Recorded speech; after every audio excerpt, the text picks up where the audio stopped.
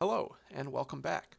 In this video, we'll be working through an example of computing the partial derivatives of, we'll do two examples here, two functions f and g. This example is a little bit more advanced than the last example, as you can hopefully see by the structure of these functions. The key is going to be remembering your derivative rules, and remembering that when we take a derivative with respect to, say, x, that y is treated as a constant. So that's going to come in with chain rules when applying the chain rule and things like this. So let's get started. Remember, so let's find fx of xy.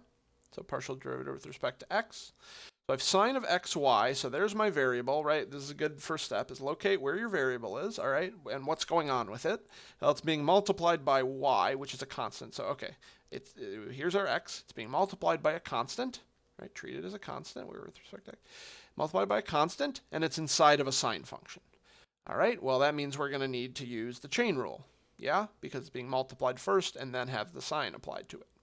So, remember the chain rule. It's the derivative of the outside function, that's cosine, evaluated at the inside, xy, multiplied by the derivative of the inside. The inside here, if you want to think of this as like u, so du, I should actually say partial u, partial x, would just be, so derivative with respect to x, y is a constant, so it would just be y, right? This is x to the first, right? Like derivative of 2x is just 2. This would just be y. So that's the derivative of the inside. So I write it there. So what's fx? It's y cosine xy. And how about f sub y? Well, again, I have derivative of the outside multiplied by the evaluated at the inside, multiplied by the derivative of the inside. But now y is varying and x is constant. So I'm taking a derivative with respect to y, so I should just get x. Right, I just get the slope of that line, which is x. And so that's x cosine xy. And look at the cool symmetry that comes out in this function, sine of xy. Its x derivative is y cosine xy. Its y derivative is x cosine xy. Sorry, y partial, I should say, not derivative. Y partial, x partial. But there's some nice symmetry there, yeah? We'll study there's some cool stuff that'll happen with these. I can't wait to get through. It'll be awesome. All right, here we are with g. Let's take a derivative with respect to x of xy. All right, so locate, where's my x variable? Well, it's over here, and it's inside of this exponent. All right, well, that means it looks like I have a product of two functions. And it looks like one of those functions is a composition of functions, right? X is inside of the exponent of e, so I'll have a composition chain rule there for that function. And then over here I have x squared. I could do the derivative of that. All right, so this is a derivative first and foremost. This is a derivative of a product. And so I'll go, all right, derivative of the first function, second. Derivative of the first function with respect to x is 2x multiplied by the second function, plus the derivative of the second function. So e to the xy, what's the partial derivative of e to the xy? I'm drawing deltas again. Sorry, it should just curl like this. Partial derivative with respect to x of e to the xy. Well, okay, derivative of the inside is just y, right? Because this is the slope, it's y.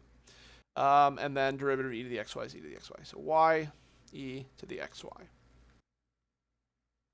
So this is derivative of the first times the second plus the first times the derivative of the second. So that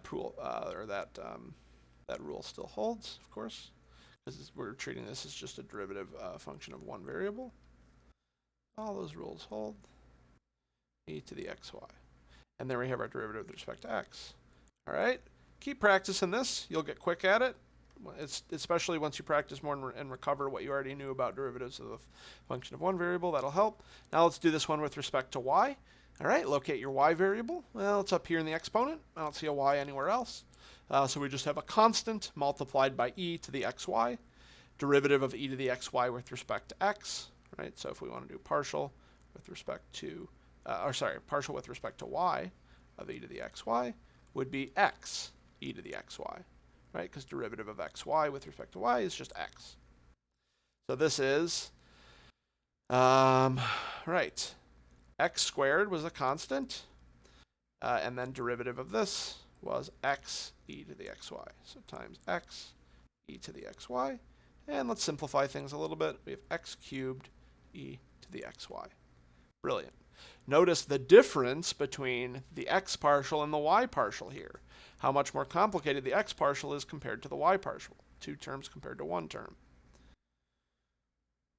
Right? So some asymmetry can also happen here, especially when we do an x derivative or an x partial, we have to use the product rule, and a y partial, we don't.